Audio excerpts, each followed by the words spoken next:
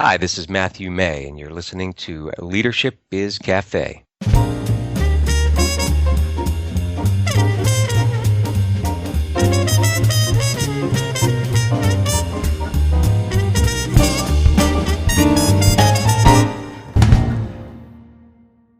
Hi everyone, this is Tanvi Nasir, and on today's episode of Leadership Biz Cafe, I'll be talking with Matthew E. May.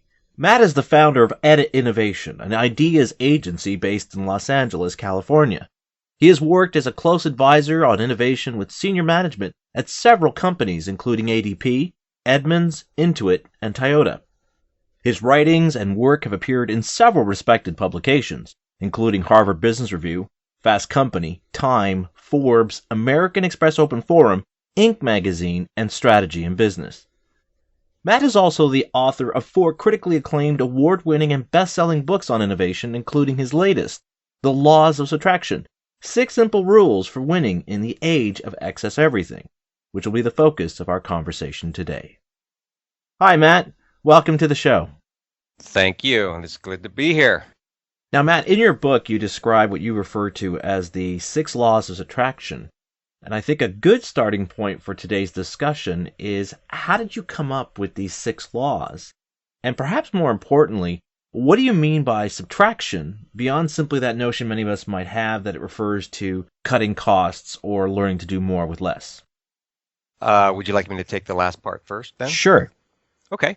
I think that subtraction is the ability or the skill to remove anything that is unnecessary, adds no value, and gets in the way of a great experience. And I think that perhaps my friend John Maida, who wrote The Laws of Simplicity, was my inspiration for that. His 10th law of simplicity was subtract the obvious and add the meaningful. And that really is what I wanted to dig into in the laws of subtraction. And to answer the question of where did they come from, they actually came from my audience.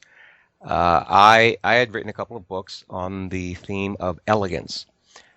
My very first book was called The Elegant Solution, and it was based on my experience with Toyota of being a sort of a captive consultant for 8 years, where their entire worldview was one of less is best.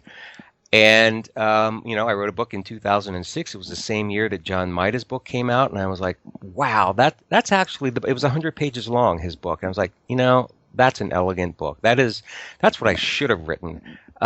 He has this sort of Zen master way of writing.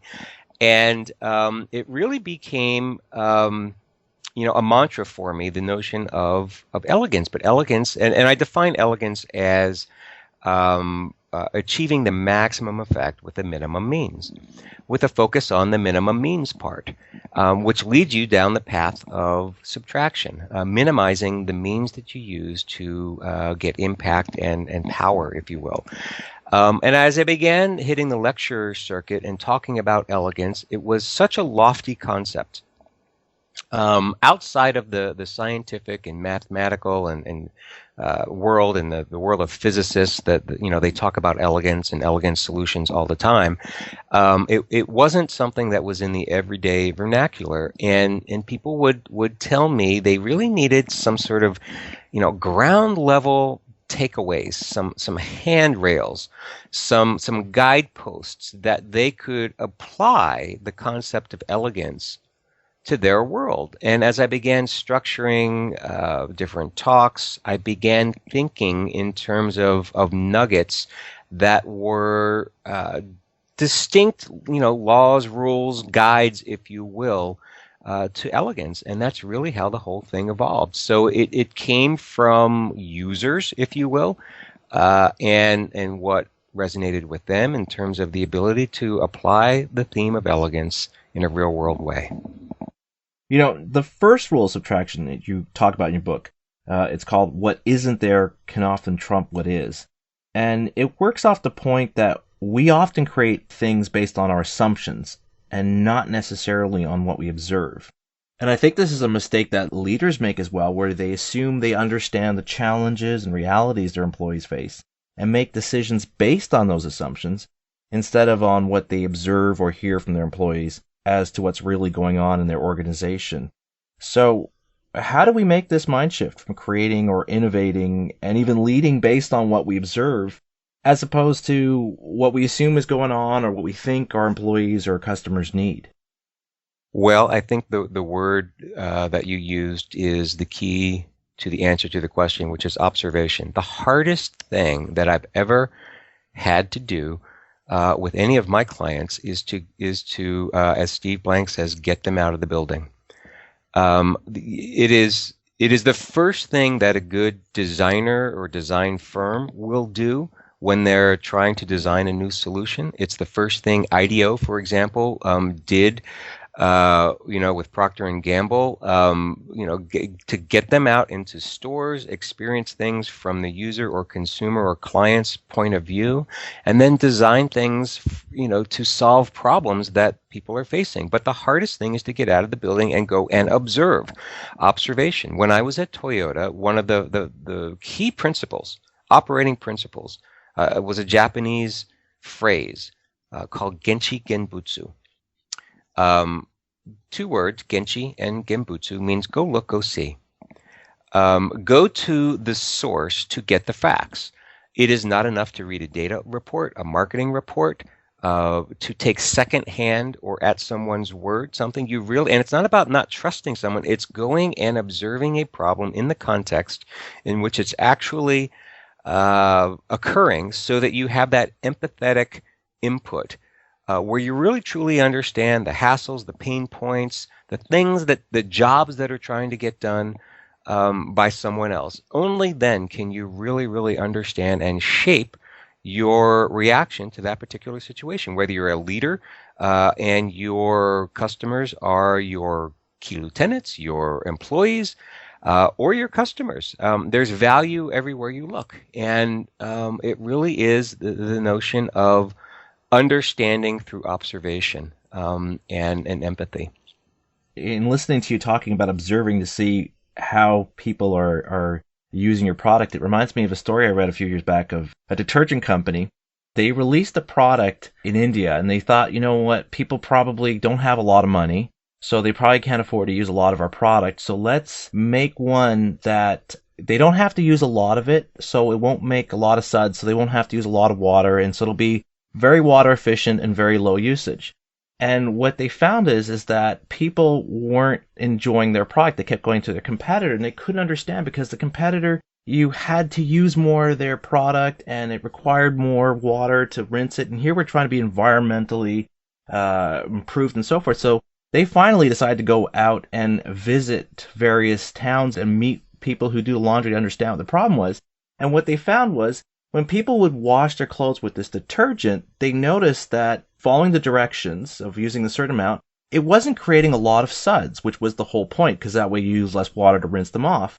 So they were thinking it's not soapy enough, so they had to keep adding more. And so in consequence, because they kept adding more, they were actually using more than of the competitor's brand, which made them feel this was not a very efficient soap, so they didn't like it.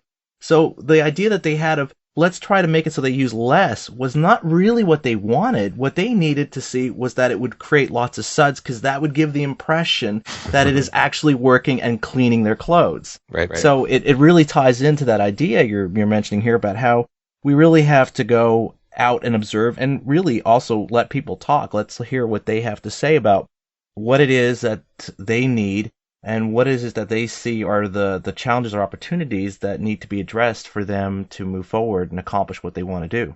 Yeah, exactly. And those stories abound. I saw it. I saw it at Toyota when they failed the end of the 90s, early 2000s in trying to attract the Gen Y market with the Toyota brand.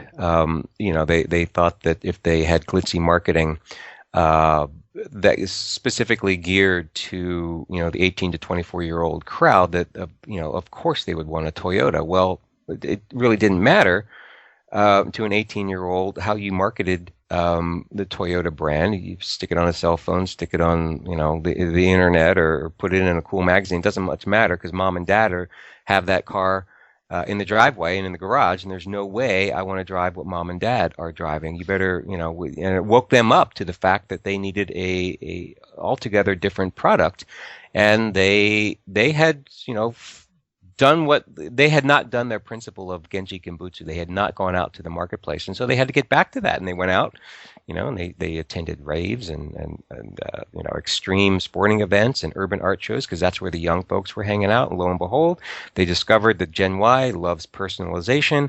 It's not about their stuff; it's what they can do to their stuff. You see it in tattoos and piercings even. But so they had to come up with a very spare vehicle that could be customized. And when they did that, they came up with the Scion and the XB. They stripped out hundreds of standard options and accessories to make room for what the kids wanted to do to their car. And the thing flew off the lot and it actually saved the brand.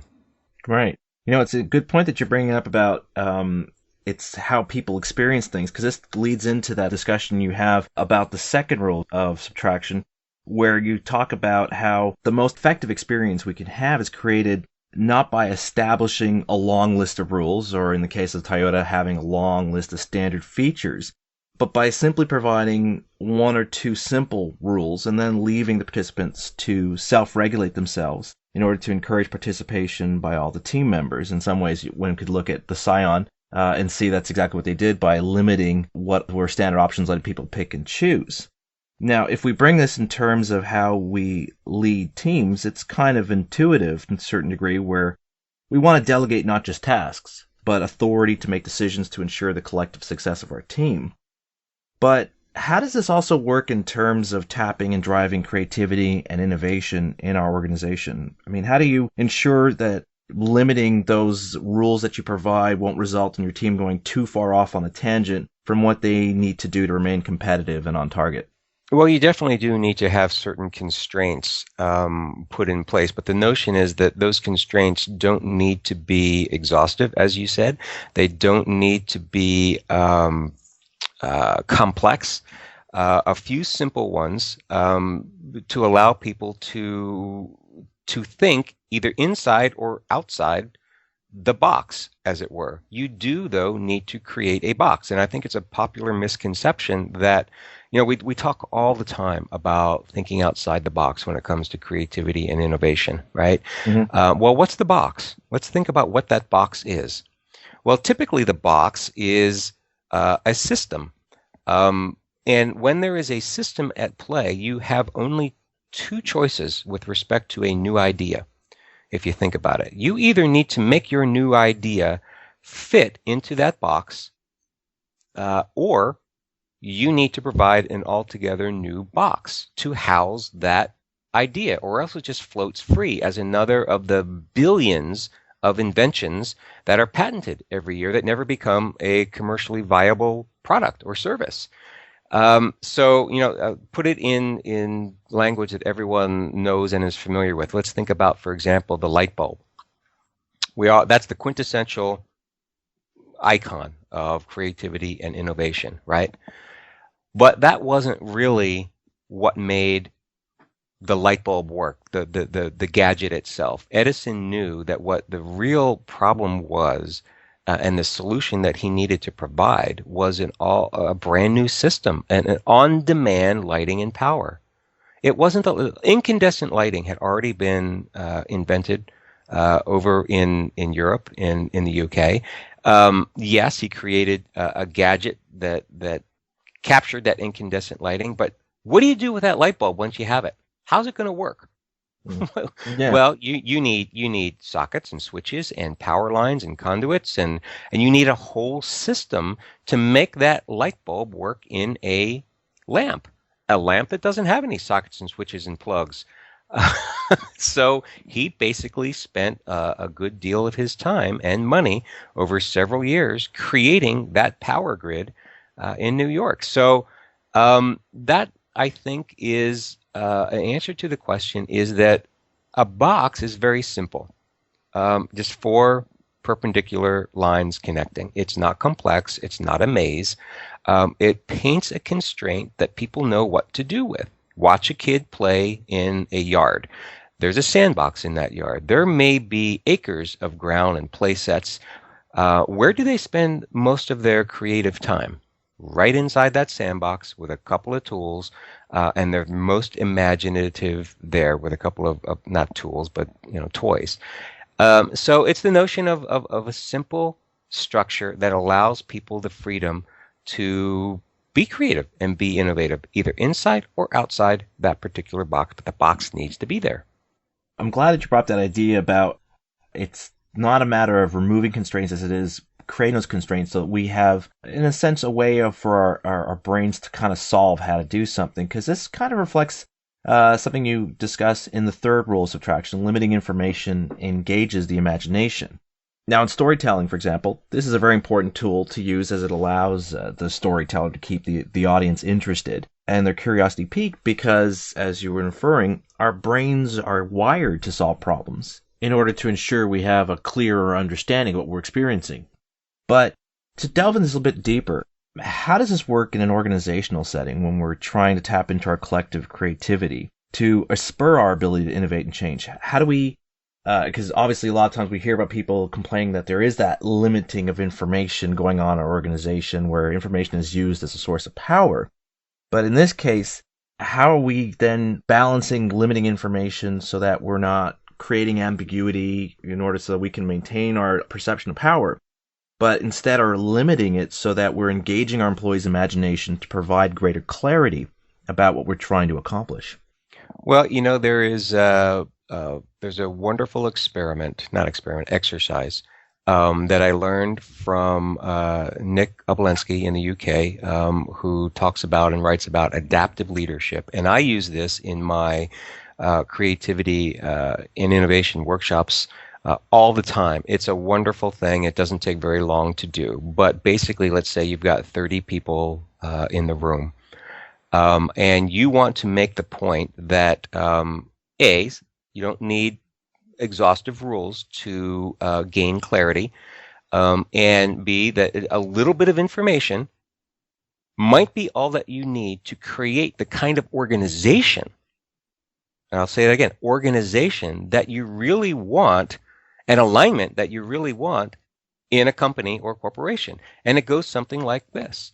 You've got 30 people in front of you, and you give them a very simple bit of information, a bit of constraint, if you will. You say this. You say, I'd like you to position yourself equal distance from two other people in the room. You don't have to be right in the middle. It's not about anything other than that simple rule. You don't have to tell them that you're picking them. There needs to be no communication whatsoever. There does not need to be exhaustive people telling each other where to move. Simply position yourself equal distance from two other people in that room, and then watch them go. In a group of about 30, how long do you think it takes them to come to sort of a static alignment or array where every single person is exactly equal distance between two other people that they've chosen? How long do you think on average it takes? 30 people. 30 people. I would say about 4 to 5 minutes. Under a minute. Really? Under a minute. And 30 people. 30 people. Under a minute. You can actually see this. There's a video online. And then he asked the question, how long do you think it would take if we had put one of you in charge? What you just did, laugh, 30 people laugh. Why do they laugh? Right. Why do they laugh? Because we know someone's going to start putting on assumptions and directing us to do stuff that we could probably intuitively do ourselves because we can figure it out. And that's the point. It is it's a perfect way to answer the question. And if I do this with a dozen people, it's roughly, 15 seconds.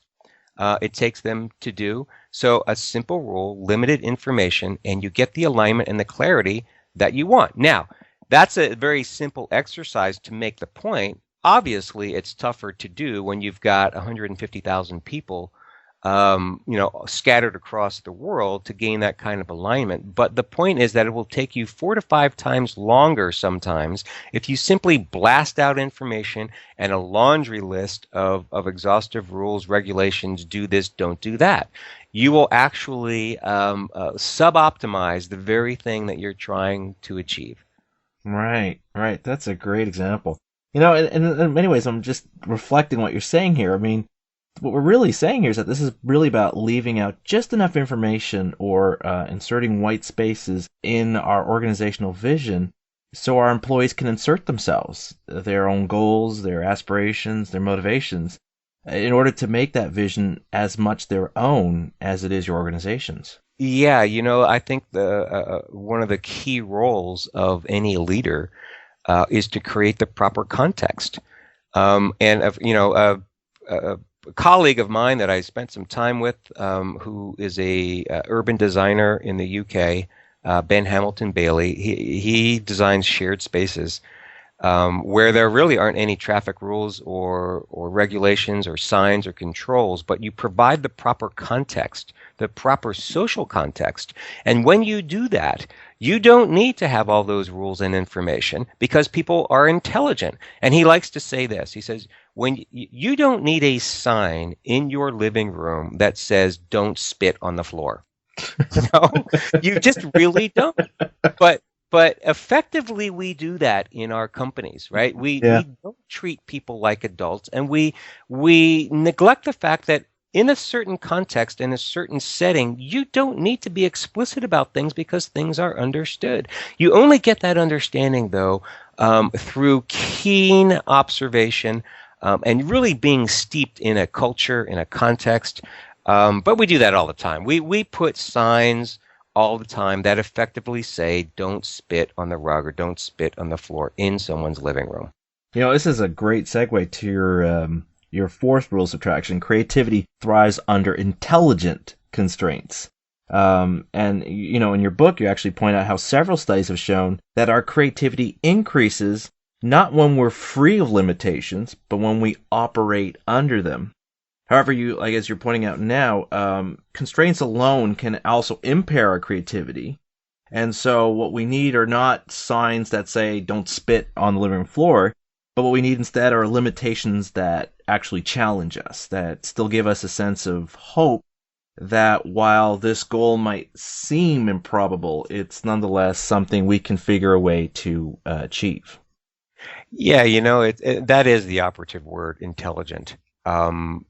It seems people seem to glaze over it. You didn't. You keyed in on it right away. That is the most important part of that particular little law.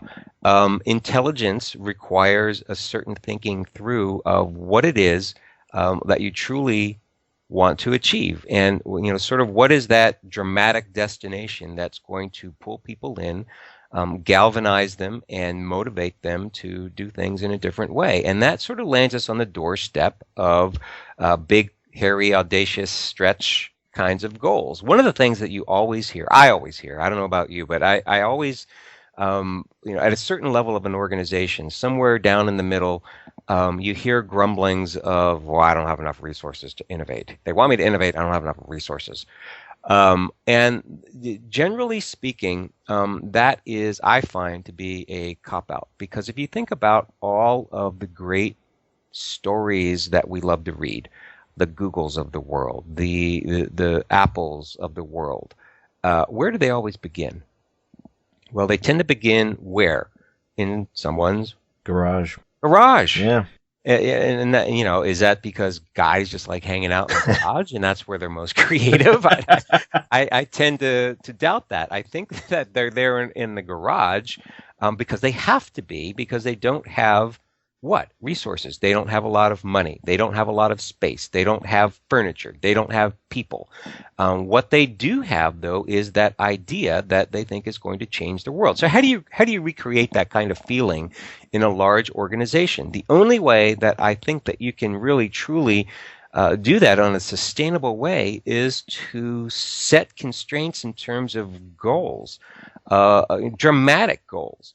That require people to have the kind of reaction that is the kind of reaction that, for example, all the Toyota engineers and designers had when AG Toyota said in the mid '80s, "We want you to design and create, produce, and sell a luxury performance vehicle that not just matches but beats the top of the line BMW and Mercedes in every objective category measured by car and driver, and we want to do it in about 4 years."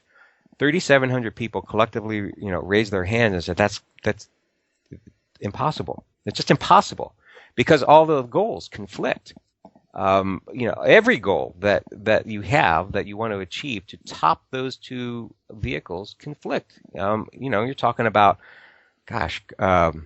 the way a car looks, the way it handles, how much it weighs, how much fuel it consumes, how fast it goes, how it accelerates. All those kinds of things actually conflict, because if you want a car, for example, that has the best acceleration, you need a pretty big engine. And a big engine weighs more and it guzzles more gas. Well, if you're trying to achieve the most fuel efficient car, because that's one of the things that Car and Driver rates, and curb weight, which is something that they rate, those goals conflict. A big, heavy, gas-guzzling engine, and one that goes through the air slower because styling at that time was all about angles, that conflicts directly. So they had to rethink everything about a luxury performance sedan. They had to redefine it, reimagine it. In so doing, they came up with hundreds of innovations, but it wasn't right out of the box. There were 900 engine prototypes, for gosh sakes. But when the Lexus LS400 did hit the market, it did beat the BMW 735i, which is the top of the line, and the Mercedes 420 SEL, which was the top of the line at the time in 1989. They shipped a couple of a Cadillac dealer in Southern California bought two of the early LS400s, promptly shipped them off to Detroit to have GM dismantle them, which they promptly did, and the mechanics concluded, guess what? This car cannot be built. But it was the constraints that drove that creativity and innovation, and they weren't limitations; they were goals. So I hope that makes sense. But it's the operative word is intelligent. Well, I think it makes perfect sense, because I think the Lexus story demonstrates how the problem we present needs to have a clear goal and address a challenging need for our organization, so that people have enough direction to know what they need to accomplish without being hindered by constraints or limitations which basically serve only to impair their thinking rather than liberate it. Right. Yeah. You don't want to do what I think many of the not so good teachers of the world do, which is to instruct a student on exactly what to do with their blank piece of paper when in art class. If someone draws a five-legged zebra that's purple, you can't tell that kid that that's not a zebra. That will stunt their creativity and imagination. You can't say, well, zebras aren't purple. It's just a matter of how far you go, and I think that we inadvertently do that. We put speed bumps up in our organizations, where what we really need are speed lanes that are going somewhere. And in a speed lane, you still have shoulders on the road and curbs that you can't go over, but there's a starting and an end point. So, to your point. Readers of my blog are no doubt familiar with how I love to take research or studies from completely unrelated areas and basically take the insights or the findings that they have and demonstrate an application in how we lead our organizations. And this is something that you do as well in discussing your fifth law of subtraction, which is an interesting play on words, that break is an important part of breakthrough. In this chapter, you describe this interesting treatment that's been used lately to treat people who suffer from obsessive compulsive disorder. And what's interesting about it is that you also show how it can also help the rest of us understand how we can shift our perceptions about making a change so we can achieve those breakthroughs we all hope to attain. I was wondering if you could describe how this process works and how it applies to those of us who thankfully don't suffer from OCD in terms of how we can shift our perceptions about making a change. Right, yeah, I will. Without getting too deep into exactly what it is, I was interested in the work of Jeff Schwartz, UCLA, not because he has a practice dealing with OCD patients without using drugs per se, but because of the effects he's able to achieve in overcoming that kind of locked up brain. He has a great book called Brain Lock. And I came to understand that the brain and the mind are not necessarily one and the same. He's been successful in being part of a movement that has reversed years of dogma that says the brain is wired, it's wired the way it is, and you cannot change your gray matter. And that's just simply false now, and we know it to be false. We know that neuroplasticity, as it's called, which is change. When you change your mind, you can actually physically change your brain. Right. You change the way connections are made, and it's a phenomenon that I think goes to the heart of breakthrough. When I say break is the important part of breakthrough, there are two kinds of break. There are the kinds that you make and the kinds that you take. This is about making a break, making a break from convention, making a break from the patterns that sort of rule our world. Our brains are unbelievably great at pattern making. They make it, our brains and their patterns allow us to make it through the day. They make us more effective, but sometimes they can get in the way. And what he's been able to demonstrate with his it's called a 4-step program. And the first thing that you need to do is to there's 4 R's, and I don't want to go through each step, but basically when a thought comes when you're an OCD patient, you have these thoughts, and these thoughts rule your life. Through training and coaching, he teaches people to, when that thought enters your brain, is to completely relabel it as something other than this is me. It's simply a glitch in my brain. That's all it is. And once you can sort of reduce it and relabel it to something else, you can deal with it and you can handle it better. And if you call it just a glitch, then we can fix a glitch. And you can replace that thought with another thought, a pleasant thought. And over time, the debilitating thoughts get replaced with happier thoughts. And you replace the urge, for example, to constantly wash your hands or constantly go back into the house to make sure the stove is off, which, you can't get out of the house because you're constantly going back in because you're obsessed and your behavior is compulsive that you have to check that stove with, I'm going to go do some gardening. And your brain rewires itself. And what to me is fascinating about that is that if you can rewire the brain in that kind of situation where it's all locked up, my gosh, it has to be infinitely easier to have new thinking patterns when it comes to creativity and innovation in business. And that was the genesis of my interest. I think it's completely applicable. That you do need to break certain patterns and routines in order to create new space to innovate. Right. And what's interesting about this is how it mirrors a lot of what we read today about creativity and innovation, about how it rises not by sticking to what we know, replicating the same processes over and over, but through going back to your first law, challenging our assumptions of what we think is required so we can be more open to making the kind of change that is created through this process that is being used on these OCD patients, where we are basically rewiring our brains so that we are creating those new patterns where something that we might see as being urgent or something that we see is that, well, this is what's possible, so we can't do something different because that's not possible. Now suddenly we're more open to it because we've lessened the influence or the strength of those neural pathways in our brain. Yep.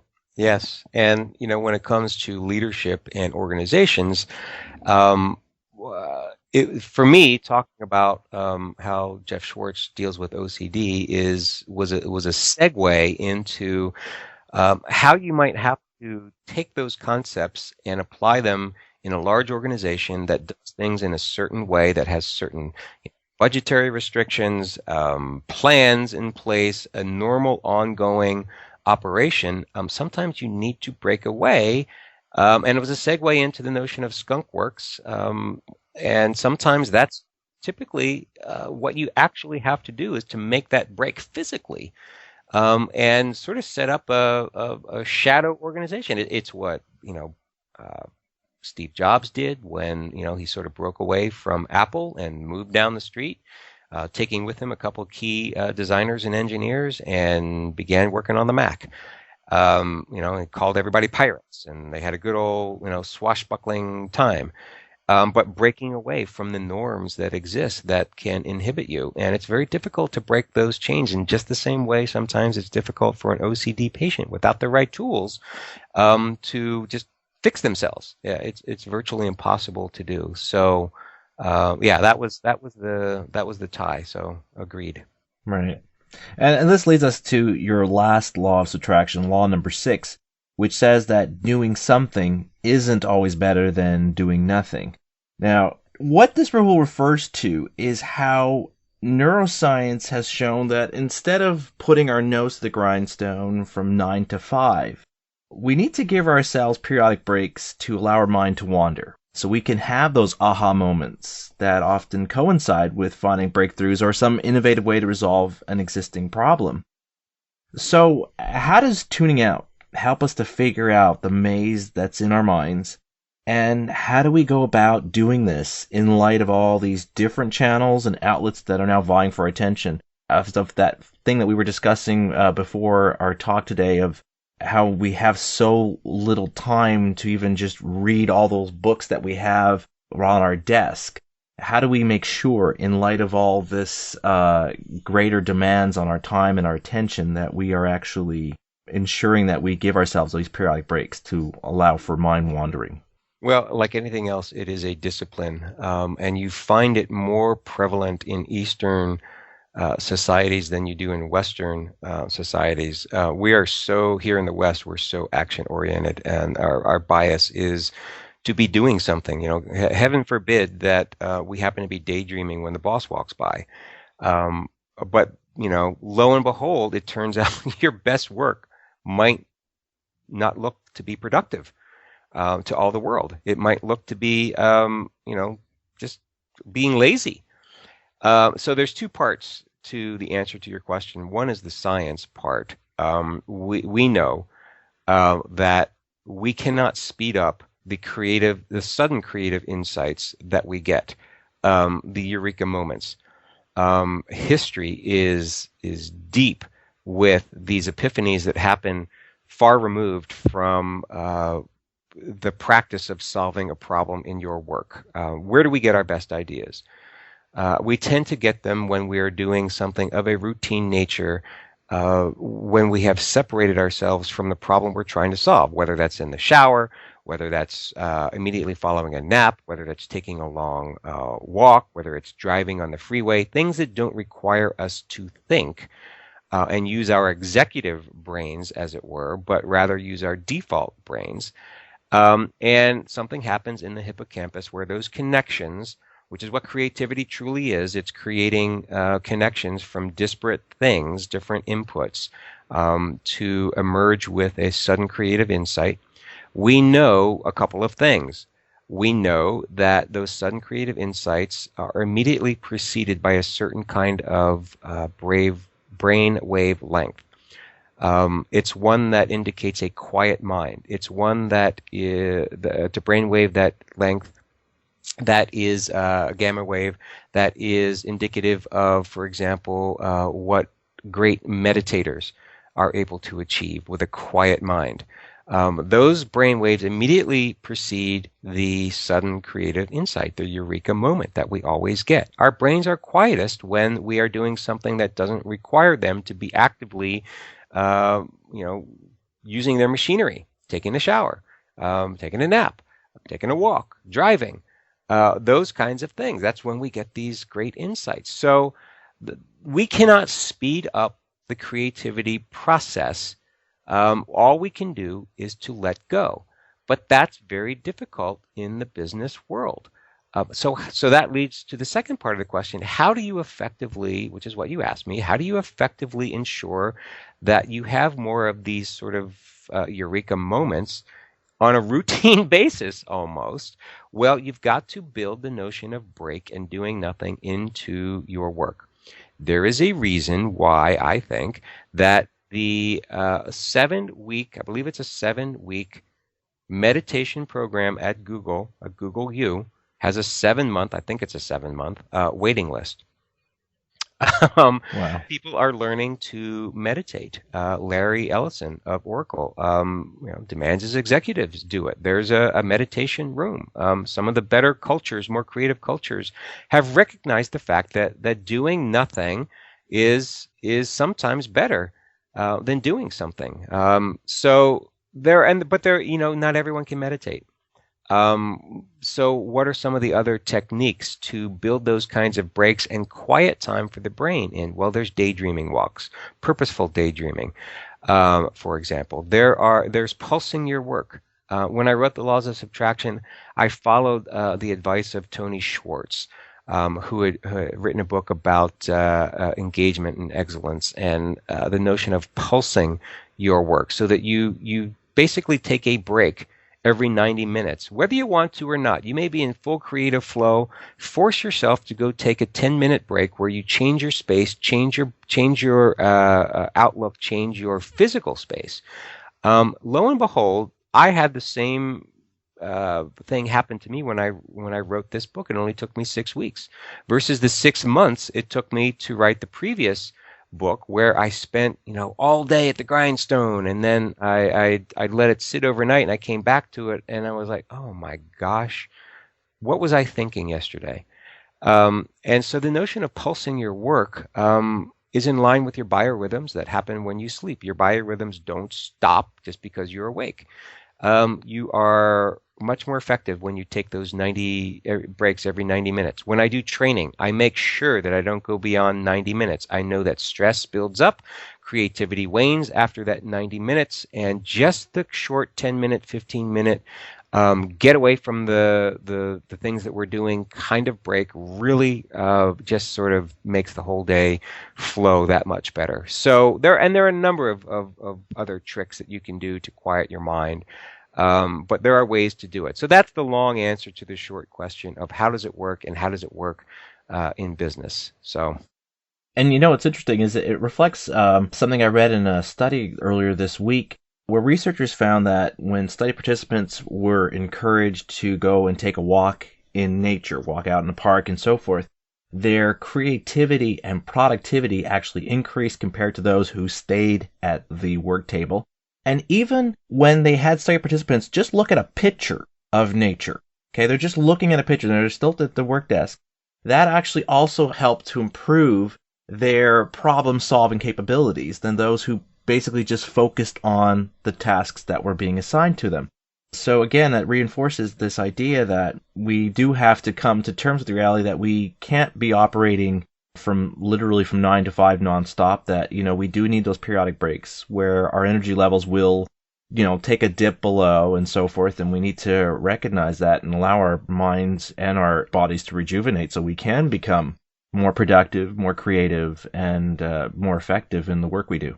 Yeah, and what we tend to do is we just go, and we hit that 90-minute mark, and our bodies instinctively and our minds instinctively know that we really do need to take a break, but you're feeling kind of tired. You're like, oh man, nothing's coming to me. What we inadvertently do is substitute, for that energy. We'll go get a sugary drink. We'll go get a power bar. We'll do anything but what the brain really needs, which is a fundamental shift in space, shift in time, shift in focus.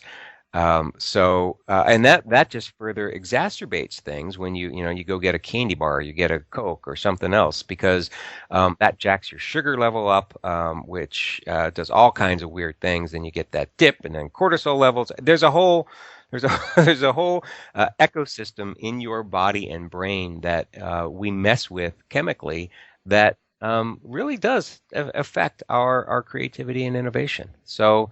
You see some of the more innovative firms out there. They have game spaces, they have meditation rooms, they have quiet pods, they have, and it's starting to gain in acceptance, where you don't have to be looking busy all the time. It's okay that if you get as I do right now, my feet kicked up on my desk and I'm sort of staring at the ceiling. It's okay to look that way. Right. Absolutely. Matt, there's so much more to these laws, and there's certainly much more that we can discuss about how applying them in our leadership can benefit our organization, not just in terms of our ability to innovate, but also in terms of nurturing our organization's long-term growth and ability to thrive. So I do want to thank you, Matt, for helping to provide some insights into these 6 laws and the value they offer for how we can spur our creative collectivity and to create those winning conditions for our organization. Oh, my pleasure. It's been fun chatting. I've been talking with Matthew E. May about his latest book, The Laws of Subtraction: 6 Simple Rules for Winning in the Age of Excess Everything.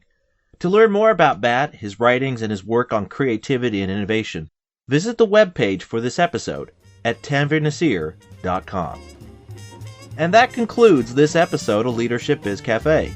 I hope you enjoyed this conversation, and as always, I'd love to hear your thoughts on what we discussed in this episode, as well as what topics you'd like to hear in future episodes of this show. You can do this by leaving a comment on this episode's webpage, or by filling out the contact form at tanvirnasir.com. And if you found my show on iTunes, please be sure to join other listeners in rating this show. Until next time, this is Tanvir Nasir. Thanks everyone for listening.